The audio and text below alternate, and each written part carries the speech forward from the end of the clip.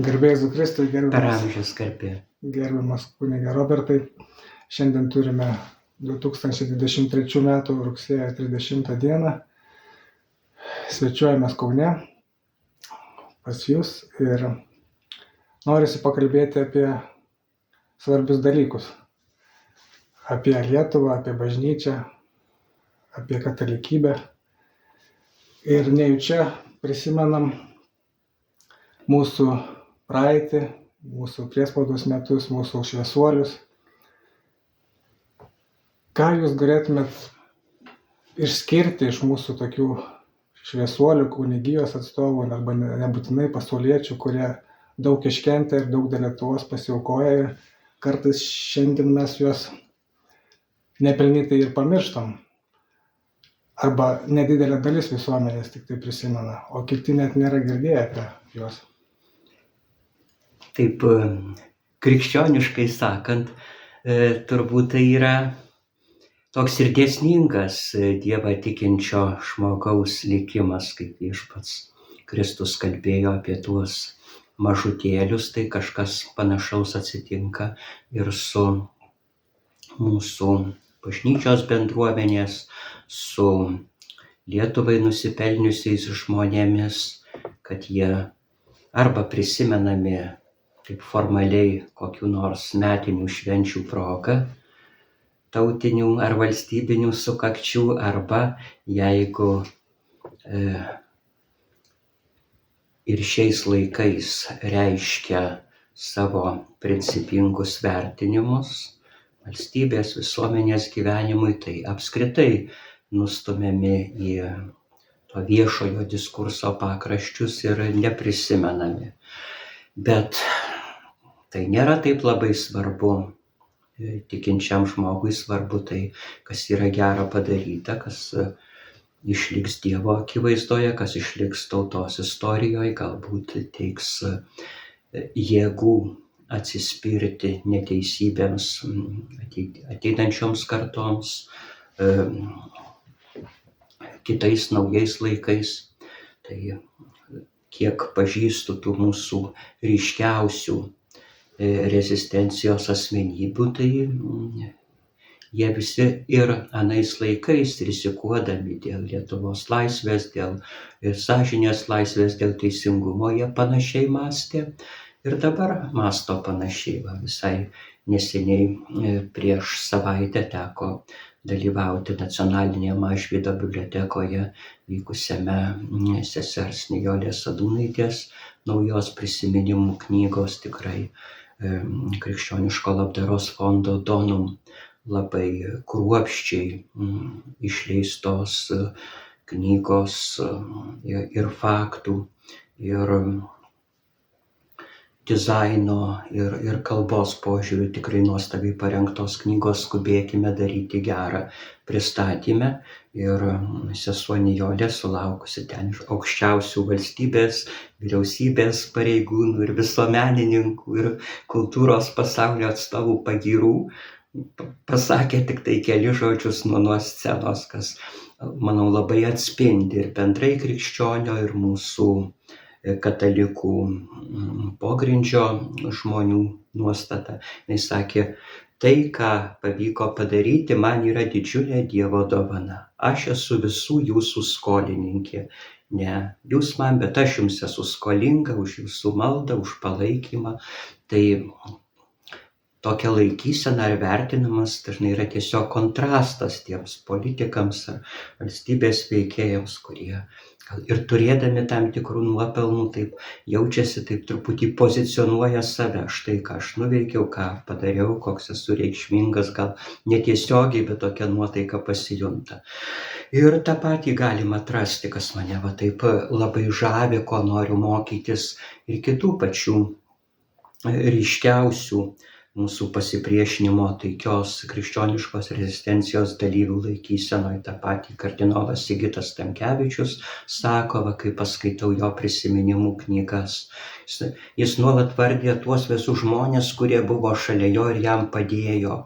iki pačių tų mažiausių, tas niekam nežinomas, kaip kartais liaudis sako, davatkėlės senutės Dzūkijoje, kurios į kažkur ten nuošaliam kaime ežero pakrantėje slėpė, kai jisai spausdino mašinėlę kronikos puslapius. Visus bendradarbius, kurie buvo suimti ir nuteisti, talkindami kronikai, o pats tarsi palieka save truputį šešėlį nuošaly. Vienas iš tų tokių tikrai gilaus dvasingumo pasauliečių, vienas pirmųjų nuteistų už kronikos leidybą, Petras Plumpa lygiai taip pat laikosi. Žinau, kad dabar viena leidykla tiesiog kalbinte prikalbino jį pagaliau parašyti prisiminimus. Tie žmonės, kurie tikrai turi ką papasakot ir turi didelių nuopelnų tiek bažnyčios laisvai, tiek nepriklausomybės atkūrimui. Manau, kad tokia ir turi būti ir gero žmogaus ir krikščionio laikysenai, pirmą vietą iškeliant Dievą, tuos idealus, dėl kurių dirbama, kitus žmonės, bet ne pačius save. Dabar nepaminėjote kankinio mūsų Juozo Zdebskio, jūsų dvasios tėvo, su kuriuo daug teko jums bendrauti. Noriu klausti, ką jūs galėtumėte pasidalinti, kas iškyla pirmiausia jį prisiminus ir šių laikų kontekste. Ką jūs norėtumėt tokio svarbesnio pasidalinti iš jo asmenybės? Dievo gerumas leido, kad užaugau tarsi taip vaizdžiai sakant tarp tokių dviejų labai stiprių lietuviškų kultūrų ar etnosų, platesnė tokia sąlyginė prasme. Mano mama amžinatilsį yra kilusi iš Suvalkijos, nuo Vilkaviškio, irgi taip susidėliojo, gal neatsitiktinai, kadangi atsitiktinumų nėra Dievo veikloje, šitos parapijos, kur praeito karo pradžioje vokiečiams veržiantis į Lietuvą, sovietų kariuomenė, raudonarmiečiai labai žiauriai nukankino 3 kunigus iš tokio bejėgiško įsiūčio, kad jau dabar turi palikti Lietuvą, trauktis. Tai yra Lankeliškių parapija, ten buvo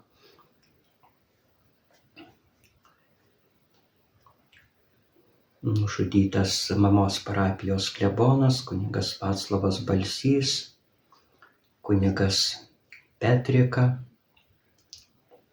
ir dar vienas kunigas, kurie manė kaime ramiai pralaukti tą fronto slinktį, bet kaip tik tokios kankiniškos mirties susilaukė.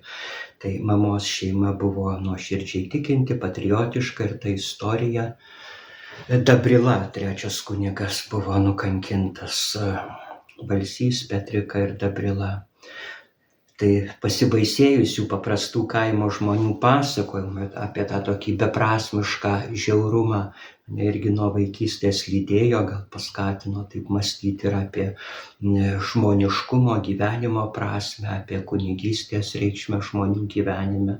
O tėvelis yra dzūkas, nuo Veisiejų gimiau ir užaugau jau tėvo tėviškėje, tokiame vaizdingame Leipalingio miestelyje, pačiame Lietuvos pietvakarinėme kampe, kur irgi per visus pokario metus vyko labai atkakli partizanų kova. Ir nors suaugę sovietmečiu, bijodami, kad vaikai prasišnekės, bus įskųsti kokiai nors ten sovietiniai įstaigai, stengiasi taip jau prie vaikų nepasakoti tų dalykų, bet vis tiek nejučia, ypač ką vyresnieji bando nuslėpti, vaikas visada išgirsta, įdėmiau klauso.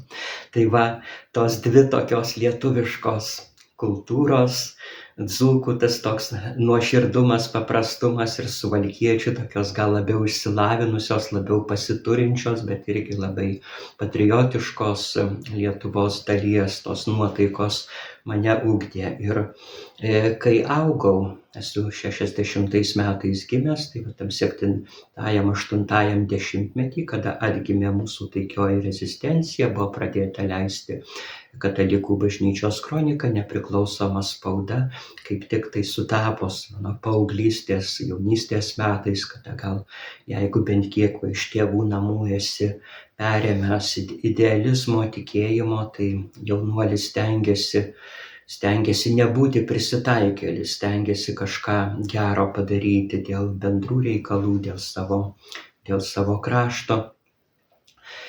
Ir tuo metu, kaip tik tai aplinkiniuose, gražiuose, dar, sakyčiau, labai bendruomeniškuose Dzūkijos miesteliuose, Leipalingy, Kapčiamiesty, Veisiejuose, Šlavantuose dirbo labai atsidavę nuoširdūs kunigai, kurie ir gerai atliko savo pareigas ir rūpinosi, drąsesni gal labiau, tokie nuosaikesni, mažiau matomai, bet taip pat nuoširdžiai rūpinosi ir tėvynės meilės, tos nepriklausomybės svajonės puoselėjimu parapijiečių tarpe. Tai mano tėviškiai Leipalingy dirbo toks amžinatilsį kunigas Konstantinas Ambrasas, kuris ir gal buvo iš tų tokių nuosaikesnių, net tų rezistentų, kurie jau ėjo tiesiog į kalėjimą, bet paminėdavo ir vasario 16 ir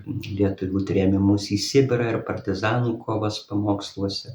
Tai tikrai buvo lietuviškų nuotaikų kunigas. Ir jo tokia keista sąsaja, kai mūsų nedidelėje Lietuvoje viskas persipina. Jisai buvo išsilavinęs, solidus kunigas ir sovietmečiu paskirtas būti Vilkaviškio, gana didelio centro dekanu. Ir kai pradėjo garsėti jo dekanato kunigo Kybartų, tuo metu klebono Tamkevičiaus veikla, persekiojimai, tai valdžia spaudė, kad jis kaip dekanas tą sovietų požiūrį ekstremistą kunigą kažkaip tramdytų, prilaikytų, ir net ir norėdamas to negalėjo padaryti. Ir ten po kažkokio bendro pareiškimo ar masinio parašų rinkimo, kai peticijos pasiekė vakarus, jį iš tų dekanų Vilkaviškyje atkėlė valdžios akimis mažą, nedidelę parapiją Leipalingy. Bet ten jis irgi nuoširdžiai dirbo, rengė vaikus pirmai komunijai, katekizavo, kas sovietų buvo draudžiama.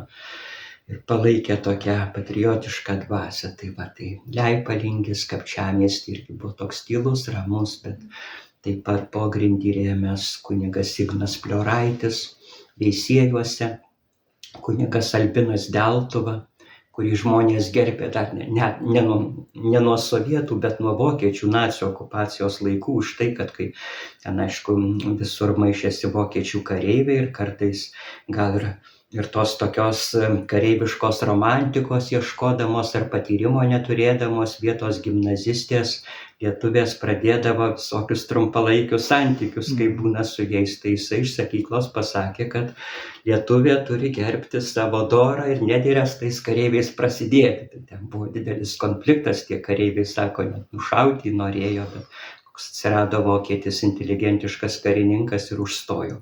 Bet žmonės šitą prisiminė ir reiškia jam pagarbą dar ir sovietmečiu. Nepabijojo kito okupanto pasakyti į akis, kas nedora, kas neteisinga. Tai jisai irgi palaikė jau prasidėjusi tuo metu katalikų pogrindžio judėjimą Eucharistijos bičiuliai jo namuose ir Veisiejų pamaldesnių tikinčiųjų namuose vykdavo Eucharistijos bičiulių susirinkimai, o Šlavantuose tuo metu dirbo, mes taip ir vadindavom Šlavantų tėvelis, kunigas Juozas Debskis.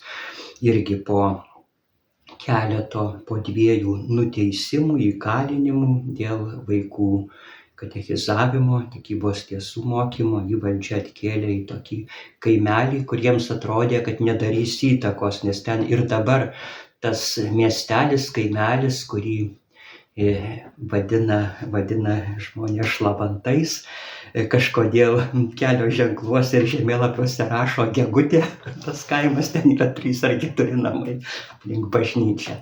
Bet irgi taip prasmingai nutiko, ko gero, pagal dvasinius dėsnius, kad valdžia tuos visus tokius drąsesnius mūsų jaunystės laiko kunigus mėgino, kai jau ne Stalino laikais jau gal nenorėjo ir dėl tokio sovietų prestižo vakaruose ir dėl spaudimo nenorėjo vykdyti masinių represijų, suiminėti taip jau po pirmos pražangos, tai stengdavosi iškelti, aišku, spausdami to meto bažnyčią, vyskupus į tokius Lietuvos pakraščius, nuošalius miestelius, manė, kad tegul jie ten būna, nepasieks masiškiau žmonių ir negalės daryti jiems įtakos. Ir nutikdavo atvirkščiai, kad tie maži miesteliai, kur šitie tikrai šviesų žmonės, šviesios asmenybės būdavo nukeliamos, tapdavo tarsi tokiais centrais didesniais už tas miestų parapijas, kur iš visos Lietuvos, kaip pas tėvą Stanislavą į Paberžę, vykdavo toks ieškantis gilesnio tikėjimo jaunimas, paklausyti jų pamokslų, dalyvauti rekolekcijose. Tie, kurie norėjo aktyviau įsijungti į pogrindžio veiklą, gaudavo iš jų pogrindžio leidinių, kiti prisidėdavo ar padaugindami juos rašomosiomis mašinėlėmis ar platindami tarp draugų.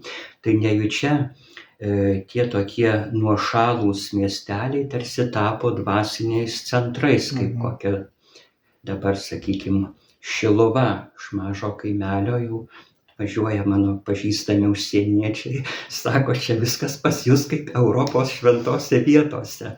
Tapo tokiu dideliu dvasiniu centru. Tai kažkas panašaus nutikdavo su šitomis vietovėmis. Tai kunigas Zdebskis, nors jisai buvo to mažo miestelio klebonas, bet pasižymėjo tokia tikrai neapsimestinio, tokio gilaus išgyvento nuolankumo savybę, tokia neveidmainiška mažutėlių meilė, kur ir dabar dar jį pažinoja Eucharistijos bičiuliai, tas jaunimas, kuris klausydavo jo rekolekcijų, kartais lydėdavo jo misijinėse kelionėse.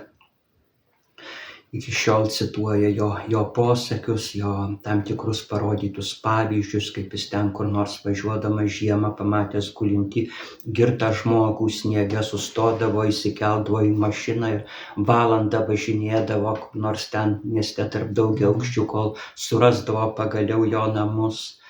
Arba kaip važiuodavo pas lietuvius kareivius prievarta išvežtus tarnauti sovietų kariuomenė. Taip ir mane 3 kartus aplankė Kazachstane ir iš tiesų labai dvasiškai sustiprino. Tai lankydavo, kiek buvo galima, pasiekiama lietuvius tremtinius, politinius tremtinius ir kalinius, nors būdavo dideli suvaržymai, bet jisai sugebėdavo vienokiu ar kitokiu būdu perduoti jiems pagalbą arba jų artimuosius palydėdavo visokiomis gudrybėmis, padėdamas jiems susisiekti su įkalintaisiais. Tai gal tai irgi toks bendras dvasinio gyvenimo dėsnis.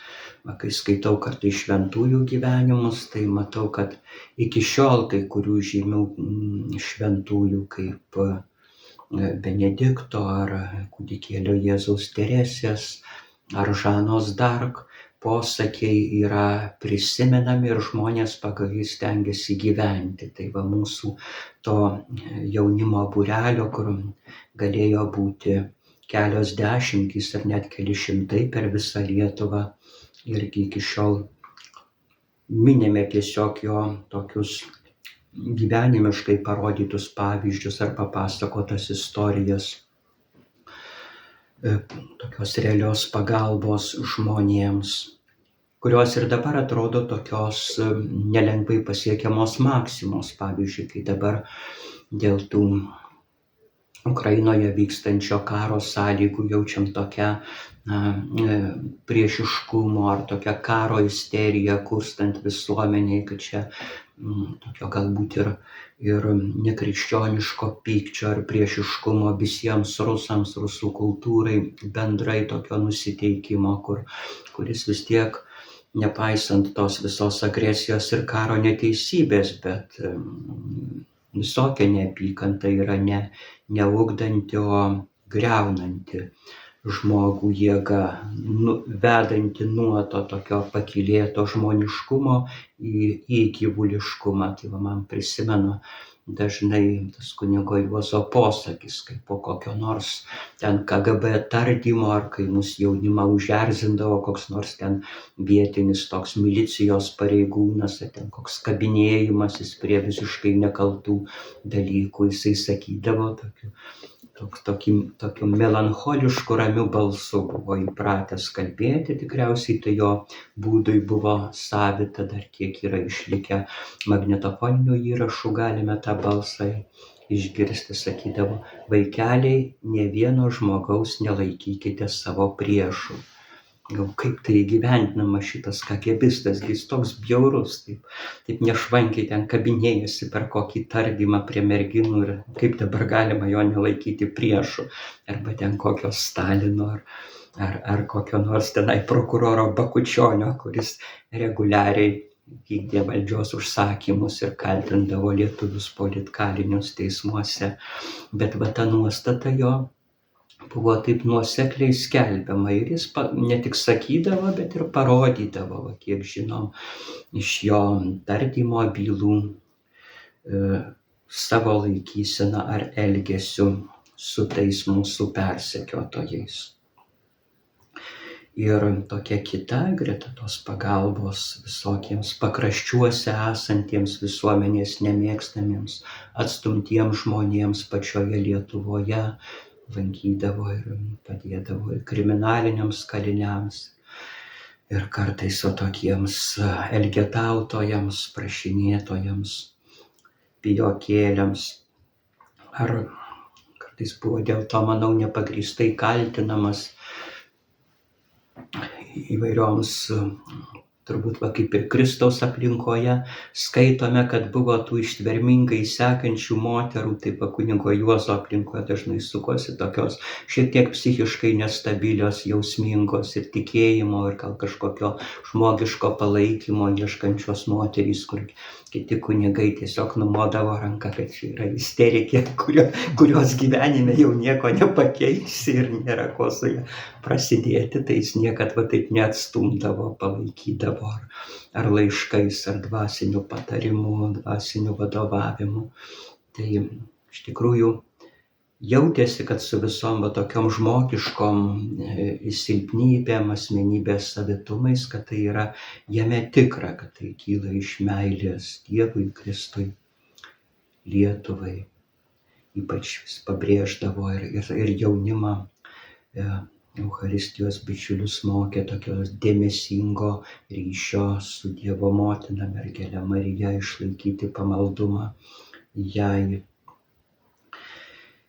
Tai turbūt viena iš tokių savičiausių, ryškiausių mūsų pogrindžio tos dvasinės rezistencijos asmenybių ir aš ir daugelis tų apylinkių, tų Dzūkijos ir Suvalkijos kaimininės parapijų jaunimo, kas su juo susidūrė, iki šiol tą tokį dvasios tėvo, dvasinio palydėtojo, globėjo vaizdą yra savyje išlaikę.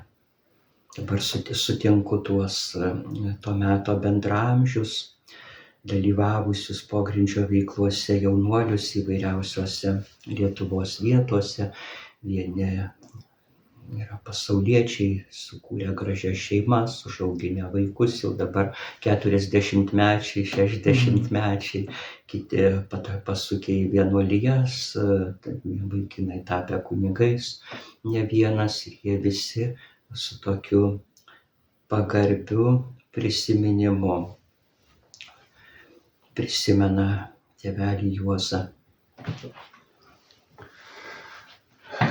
Norisi pakalbėti ir apie teigiamas pusės, ir apie neigiamas. Tai žinom, kad šiuo metu Lietuvoje daug yra tokio nusivylimo, daug tokios nevilties, bet bažnyčia yra pašaukta kviesti į viltį.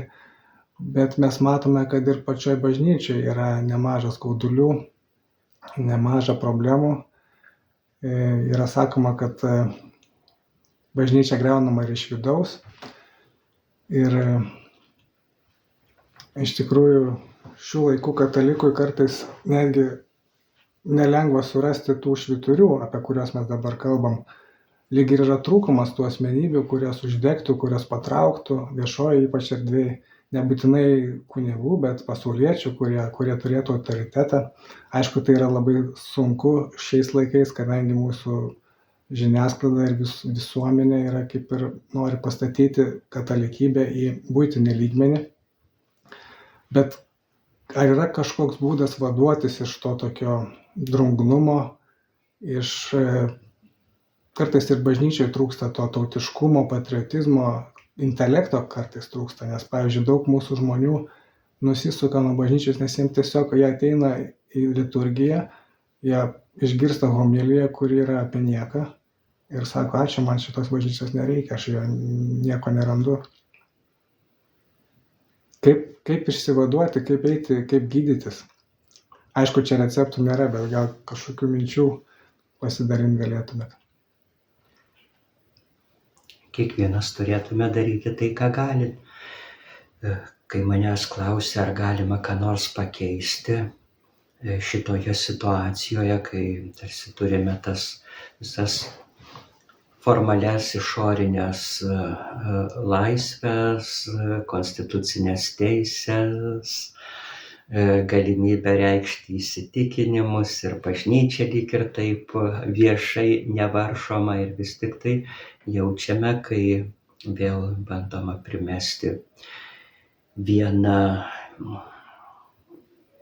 tokią kraštutinai pasaulietišką, tik tai į šios žemės reikalus orientuotą, ar kartais net ir tokia liguista žmogaus prigimties tikroviai prieštaraujame ideologiją, visi, kurie bando bent švelniai jai paprieštarauti, kaip ir šiuolaikiniai jauni, kaip jūs minėjot, tikrai intelektualūs kunigai Ričardas Doveika, ar Algirdas Toliatas, ar koks nors netgi vyskupas Jonas Kauneckas, gal ar mūsų arkivyskupas Kęstutis Kėvalas su kitais vyskupais paskelbė Šiluvos deklaraciją, kurioje bandoma tokie elementarūs, net ne vien tik tai krikščioniai, bet apskritai sveikai protaujančiam žmogui priimtini dalykai iš karto yra lygiai taip kaip sovietmečiu stumiami į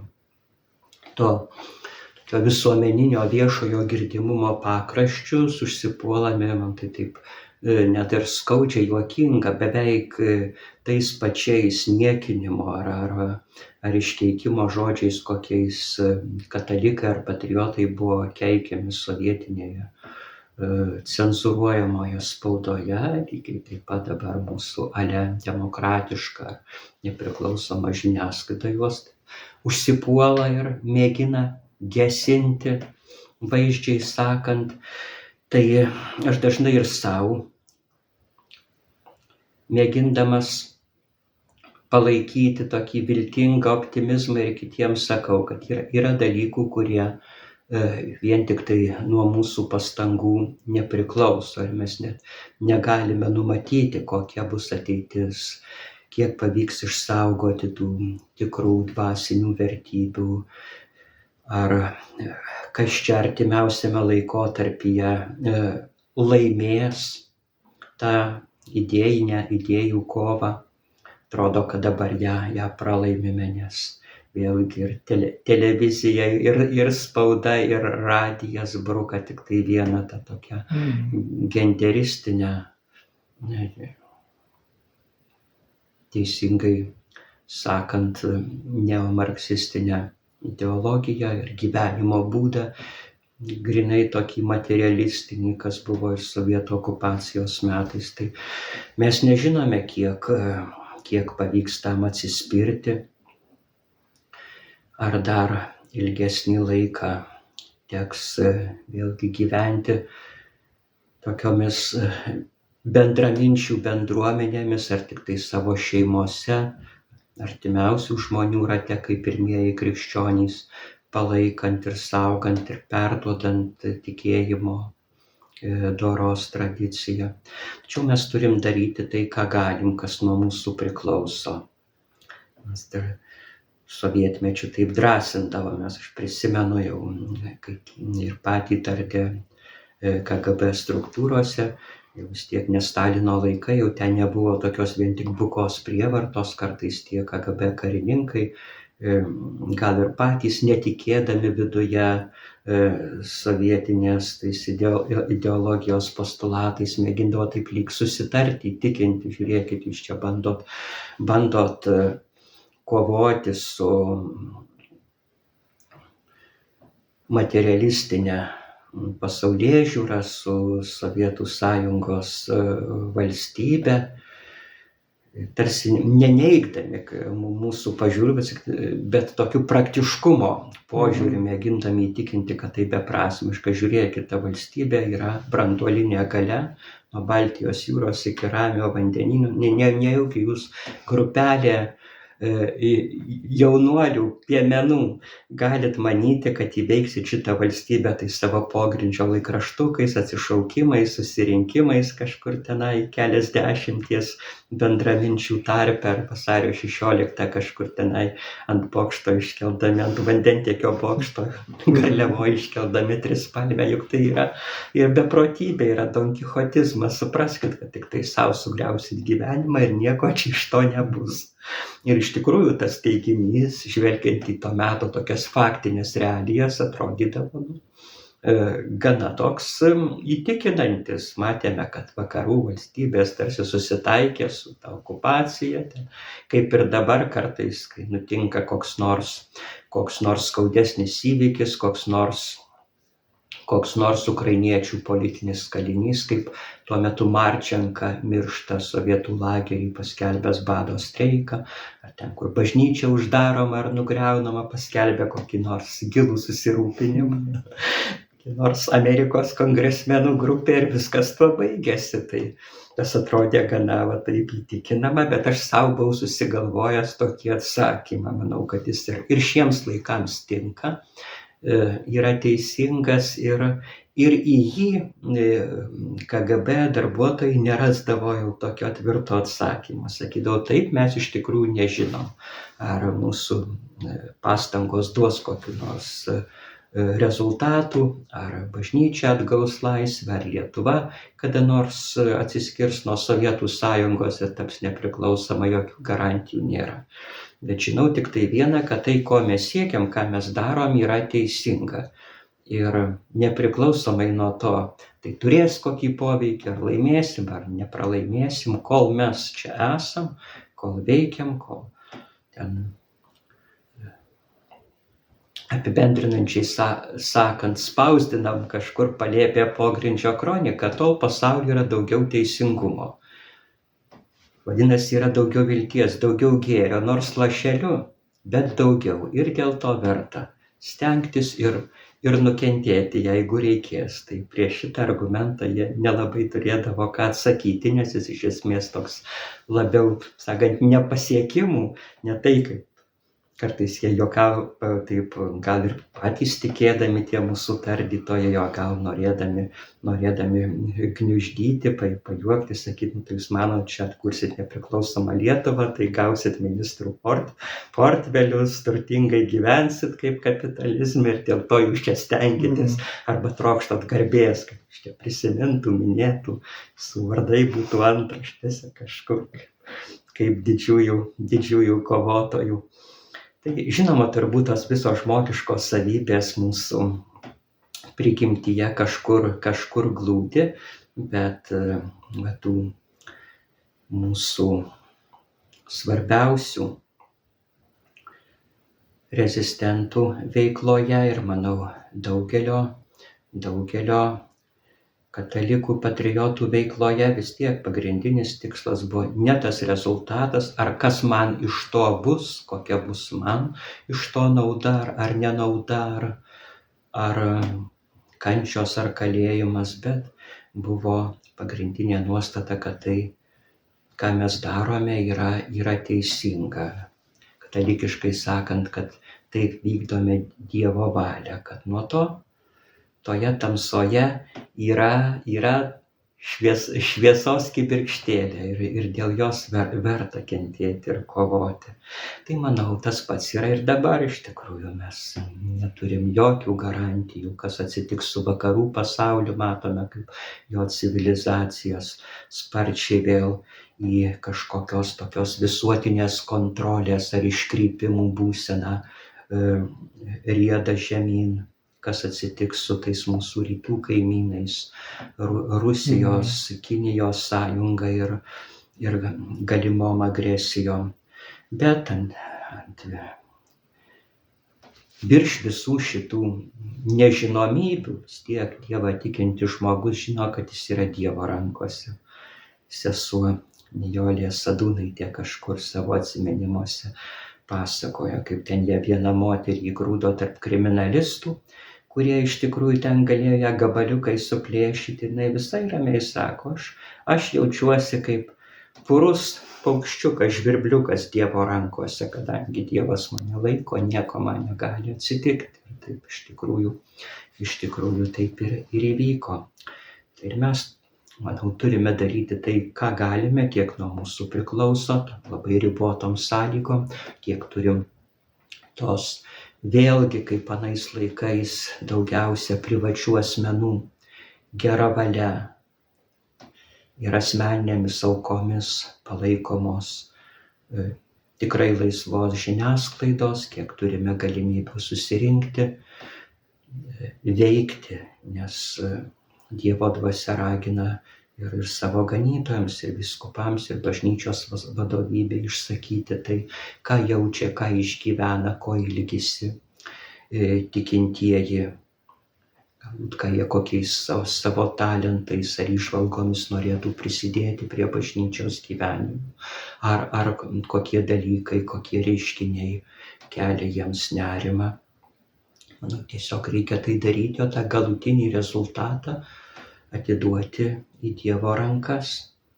Neseniai mačiau vienam Facebooko įraše susitikime su tikinčiaisiais mūsų Kauno arkivyskupas Kęstutis Kėvalas taip įžvalgiai pakalbėjo, sako, mes veikdami ar dirbdami įvairiausiose struktūrose, bendruomenėse vis turėtume kelti savo tą klausimą, ar mes skęstame pasaulio jūroje, ar mes skelbiame Evangelijos viltį, nepaisant visko. Gero, turėtume pasitikrinti, kokia yra nelengva. Aš taip pagal tą jo posakį apie save pamąsčiau, iš tikrųjų kartais atrodo tos juodos bangos, kai matai, kad aiški neteisybė, aiškios anomalijos yra, jėga brukamos į visuomenės gyvenimą, į švietimo sistemą, brukamos kaip normalumas, kaip kažkas teigiamo, kas aiškiai matome, kad žaloja žmonių gyvenimus, kad žalos jaunimo ateitį. Iš tikrųjų gali suimti toks jausmas, kad skęstame šitose juodose bangose. Bet kadangi vis tiek virš tų tamsių vandenų, pradžios knygos žodžiais tariant, plevena Dievo dvasia, turime išlaikyti ir skelbti viltį.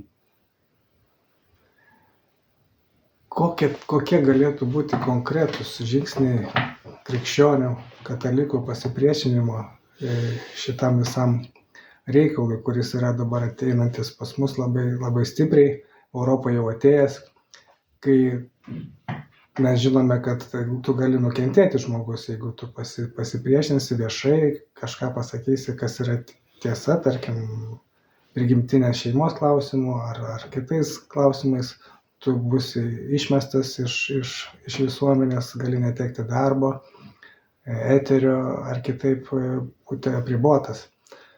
Kokius jūs matot konkrečius būdus, kaip galėtų krikščionys veikti ir kovoti už tą tiesą, už lietuvybę, nes matom, kad šiuo metu ukrainiečių tauta, galima sakyti, yra naikinama viso pasaulio akivaizdoje ir mes nežinom, kada gali iki mūsų ateiti. Ir kartais, kai žiūri į mūsų politinę situaciją, kartais apima toks dviprasmis jausmas, atrodo, politinėse partijose, pavadinimuose yra užkoduoti krikščionių vardai, pavadinimai, bet jų sprendimai ir jų stumiamos idėjos kardinaliai priešingos. Kaip tai suprasti ir kas čia vyksta? Viešpats turbūt pasakytų, kad vyksta akivaizdi veidmainystė. Tikrųjų būtų sąžininga prieš visuomenę, prieš rinkėjus, jeigu tos partijos, kurios skelbia ir laikosi aiškiai tokios neoliberalios, net toks neokomunistinės ideologijos, tai rašytų ir savo pavadinimuose. O tas krikščioniškų terminų vartojimas, aiškiai jisai skirtas turbūt tai vyresnės kartos rinkėjų daliai, kuriai dar yra svarbios dvasinės vertybės, tradicijos ir kurie aš kartais taip žiūriu ir socialiniuose tinkluose ir asmeniškai susitikdamas į tuos vyresnius žmonės, kurie yra tokie tradiciniai tų Tėvynės sąjungos, krikščionių demokratų rinkėjai ir su visa pagarba jiems, bet matai, kad jie kartais jau ir dėl amžiaus ir turbūt dėl tam tikros mąstymo inercijos jau tiesiog nesuvokia suprasti, kokie pokyčiai yra įvykę šitoj politiniai bendruomeniai, kad tai yra jau nebe ta bendruomenė ir nebe tie idealai, kuriuos ar sąjūdžio laikais, ar atgimimo pradžioje šitą politinę bendriją skelbė ir tikrai vykdė, kai dar buvo jos eilėse daug ir buvusių tremtinių ir politinių kalinių, kaip koks Kazimieras Kryževičius ar Algirdas Patackas amžinatilsį ir daugybė kitų šviesių žmonių, kuriems rūpėjo ir krikščioniškos vertybės, rūpėjo Lietuvos tikras suverenumas, tautinė tapatybė, tai jų dabar kai kurių tiesiog jau fiziškai dėl kartų kaitos nebeliko, negali daryti įtakos, o keli ten gal išlikę labiau vertinantys krikščionišką įmokymą nariai jokios ten realios įtakos neturi. Tai va, daugelis žmonių iš tokios inercijos, o taip galbūt tais pirmaisiais nepriklausomybės dešimtmečiais su pagrindu patikėję, kad yra ta vienintelė tokia patriotinė, pro-lietuviška, pro-bažnytinė jėga ją ir toliau remia. Gal, kai didelę dalį gyvenimo atiduodi kokiam nors veikimui, tai paskui gal taip ir žmogiškai sunku pripažinti, kad kažkas pasikeitė, dabar jau yra ne taip, kaip buvo ir reikėtų keisti požiūrį ar nuostatą. O dalis žmonių vis tik tai matau, kad jie supranta tuos pokyčius ir tiesiog nusigręžia nuo veidmainingai tradicinius pavadinimus išlaikiusių politinių jėgų. O ką galima patart tikintiesiems, krikščionims ir geros valios žmonėms, tai čia priklauso nuo kiekvieno talentų ir galimybių veikti ir savo profesinėje erdvėje ir viešumoje. Kokia nors geros valios mama, močiutė, kuri bendrauja su savo vaikais, anūkais, bet nei ten sugeba rašyti straipsnių socialiniuose tinkluose, nei organizuoti kokią nors visuomeninę grupę, ar mitingą, ar peticiją, turbūt tikrai Dievas tereikalauja tiek, kiek mes galim padaryti, jeigu jinai pagarbiai reikš savo pažiūras vaikams, jeigu savo tikėjimo pavyzdžio ar malda, ar kokia tylia asmeninė auka, turiu minty nebūtinai piniginė, bet ir tokia moralinė, dvasinė auka paskirs savo gyvenimą reikšmingiems dalykams, tai būt ir padarys tai, kas nuo jos priklauso, bet tie žmonės turintys ir intelekto išsilavinimo ir tam tikras visuomeninės pozicijas, vieni finansinės galimybės, kiti organizacinės, kiti gal kokias meninius, literatūrinius, žurnalistinius sugebėjimus, turbūt ir tai turėtų panaudoti, nebijodami kartais ir represijų ar nukentėti, nes Viešpats pažadėjo, kad persekiojimai nesibaigs su tam tikra epocha nepriklausomybės ar demokratinės santvarkos atkūrimu kurioje nors apibrėžtoje teritorijoje vienokiu ar kitokiu būdu dėl sužeistos žmonių prigimties, kitokiom formom, bet vyksta visais laikais ir visose santvarkose. Tiesiog reikia tą priimti ir ištverti. Kaip sovietmečiu tai vis stiprindavausi mano knygų lentynoje, kiek sugebėjau, visos yra Aleksandro Solženicino knygos sovietmečiu, studijuojant Vilniuje, kaip pavykdavo gauti įvairiom pogrindinėm technikom padaugintas jo knygas, tai skaitydavom ir turbūt daugeliui mano kartos žmonių iš tikrųjų tą tokį apsisprendimą prieš komunistinę utopiją didelė dalimi padėjo padaryti ir Solženicino tie paskelbti faktai apie masinės represijas, trėmimus, tos gulago konclagerių sistemos kūrimas į Sovietų Sąjungoje, tie viešai skelbiami socialiniai idealai ar vadinama šviesų žmonijos rytojus iš tikrųjų realiai buvo tikra vergija ir visiškas nesiskaitymas tiek su žmogaus asmens orumu, tiek su milijonų žmonių gyvybe. Tai labai sustiprino mano pasirinkime neprisitaikyti prie sistemos, mėginti, kiek Dievas duos galimybių prisidėti prie žmoniškumo atkūrimo Lietuvoje. Toks vienas tuo metu paskelbtas Solženicino straipsnis, kurį perspausdino ir mūsų pogrindžio spauda, man atrodo, tuo metu ėjęs toks tautinis katalikiškas leidinys Aušra.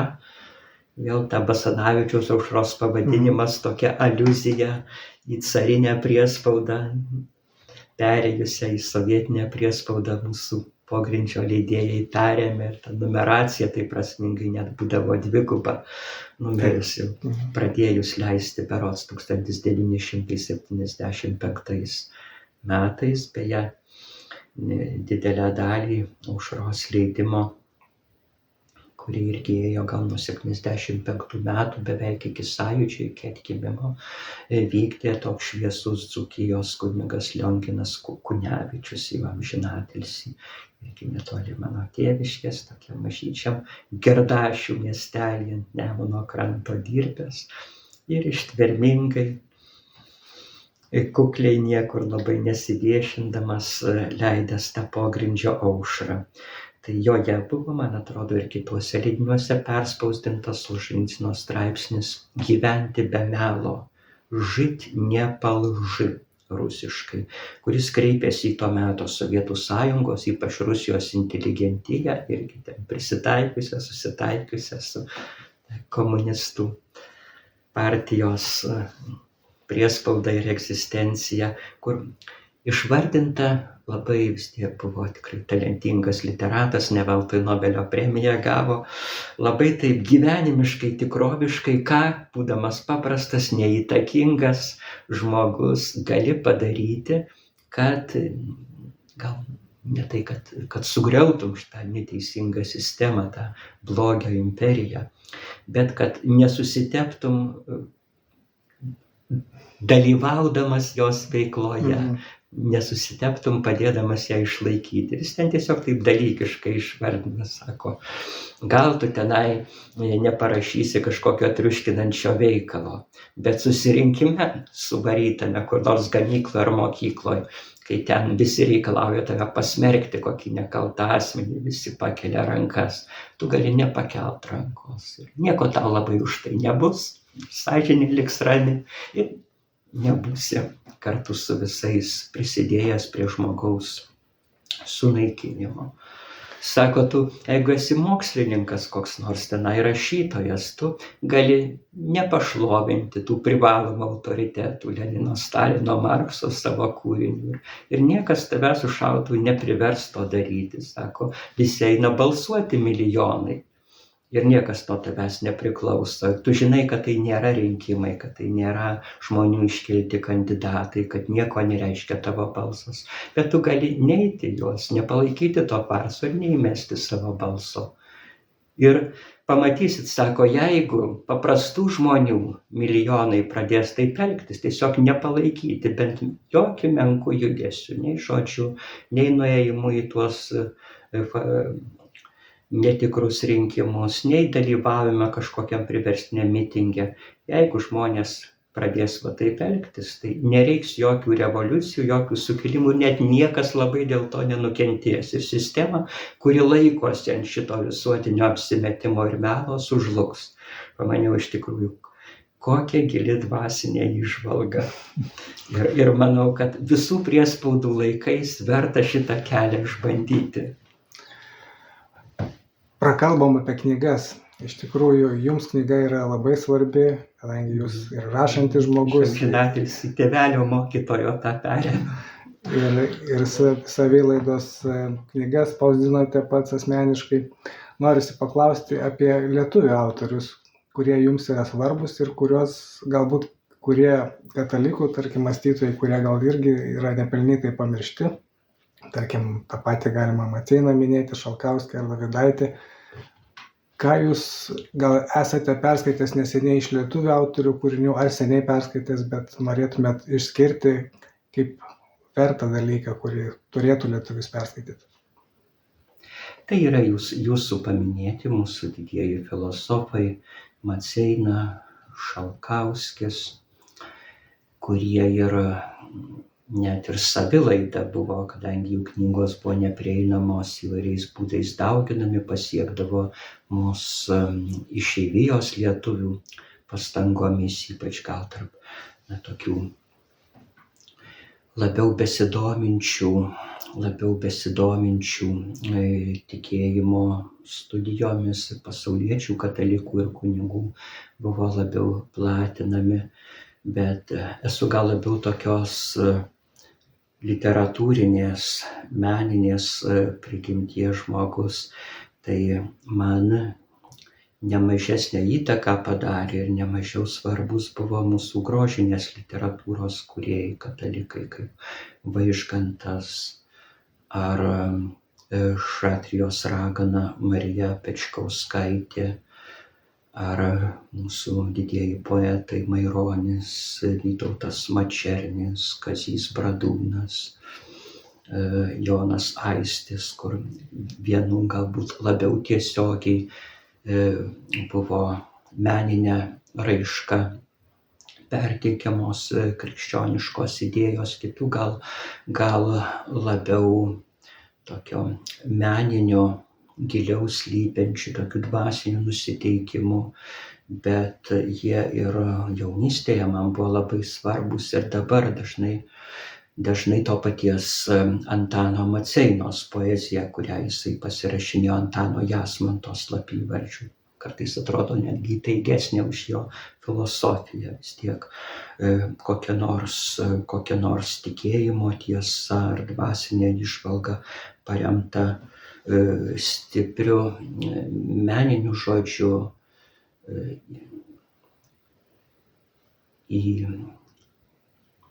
įvyniota į gerą meninę formą, dažnai labiau žmogaus širdžiai prakalba negu sausi filosofiniai teiginiai. Tai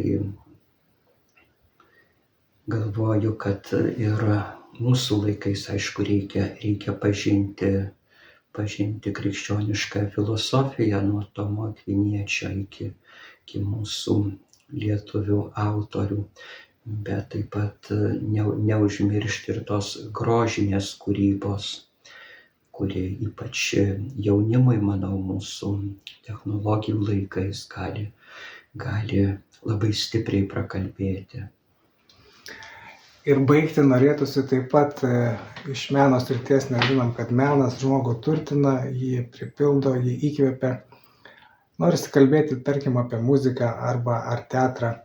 Kokią muziką jūs mėgstate, kokią jūs klausote, gal turite mėgstamus kompozitorius. Tiesiog norisi paklausti, nes niekur neradau apie jūsų muzikinį skonį. Labiau mėgstu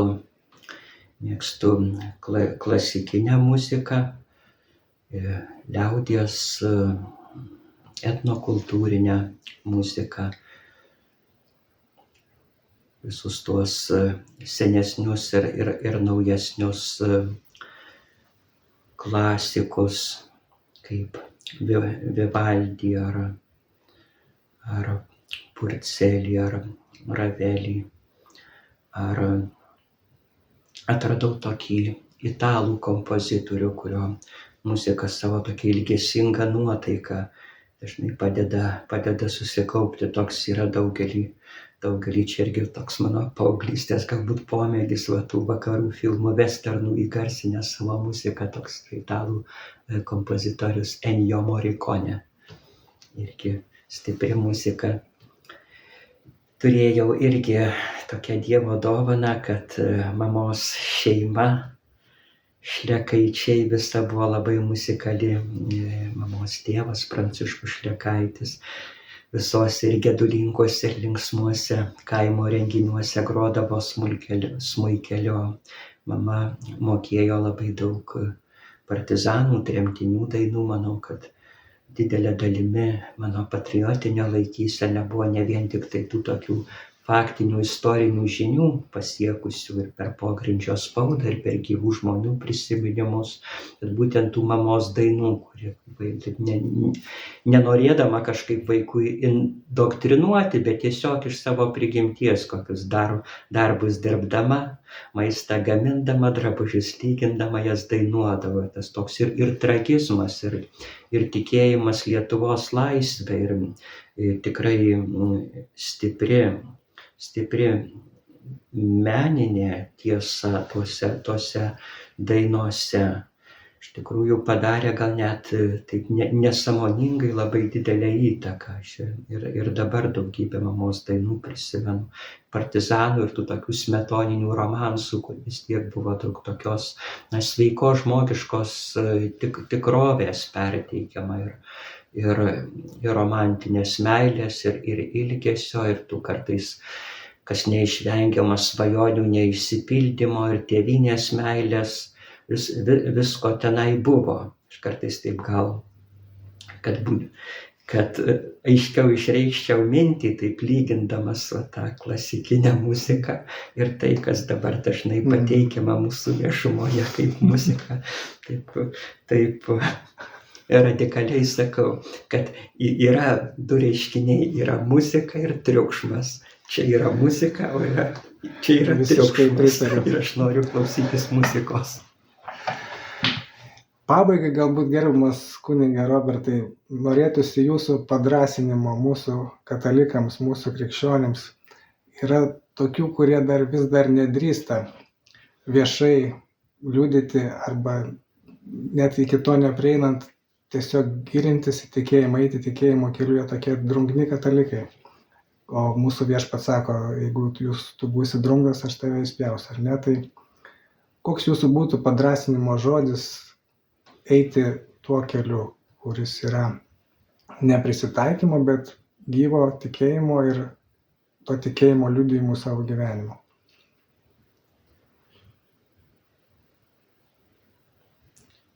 Manau, kad ir tą mažą tikėjimo grūdelį, kaip garstyčios grūdelį, turintis žmogus vis tiek priima Dievą kaip savo viešpatį, savo kūrėją ir gelbėtoją. Ir jau stovint ant šio pamato galima jaustis mūsų laikmečio audrose tvirčiau. To didesnio ar mažesnio tikėjimo ar drąsos turbūt mes negalim kažkaip dirbtinai pasiimti ar instaliuoti savyje. Tiesiog reikia ir Dievo melsti, kad Jis parodytų kelią, parodytų tą tikėjimo priėmimo ir įgyvendinimo būdą, kokiu Dievas nori mus vesti, nes galbūt tikrai Jisai vieną kviečia pamokslauti, skelbti, ginčytis, eiti į politiką ir tokiu būdu ginti teisingumą, kitą pagal jo prigimtį galbūt kviečia į tokį kontempliatyvų gyvenimą, kur visi tie viešai veikiantieji užtariami tylia malda ir auka. Kita galbūt kviečia kokį šeimos tėvą ar mamą, tiesiog kietai neleidžiant niekam atimti vaikų ugdymo teisės, rūpintis savo šeimą, perteikti jai vertybės, vienijantis su kitais panašiai mąstančiais bendraminčiais. Prisimena to mūsų sąjūdžio šauklio poeto Kęstučio Genio tokios eilutės, jos nebuvo gal irgi labai intelektualios, buvo daugiau tokio tribūnos stiliaus eilės ir Kęstučio Genio kūryba, bet jos yra tokių nuostabių turbūt to laiko, to visuotinio tautos pakilimo pažadintų beveik tokių teologinių įžvalgų. Tai viena iš jų yra panašiai skambanti. Dievo mes negalime įsirašyti į plokštelę ar kaip nors kitaip. Dievo mes negalime prašyti, viešpatie malonės mums suteik. Tai turime pasitikėti, kad kai nuoširdžiai ilgimės Dievo artumo, teisingumo, gėrio sau ir savo tautai, tai Dievas parodo, kai, sakau, nuoširdžiai tikrai ieškome ir ilgimės, Dievas parodo kiekvienam tą savitą būdą, kaip galėtume geriausiai prisidėti, kad meilė ir tiesa būtų pasaulyje. Labai ačiū kunige Robertai už pasidalinimą, už jūsų mintis, už jūsų įkvėpimą mums visiems. Dievo palaimos ir iki kitų susitikimų. Ačiū Dievui.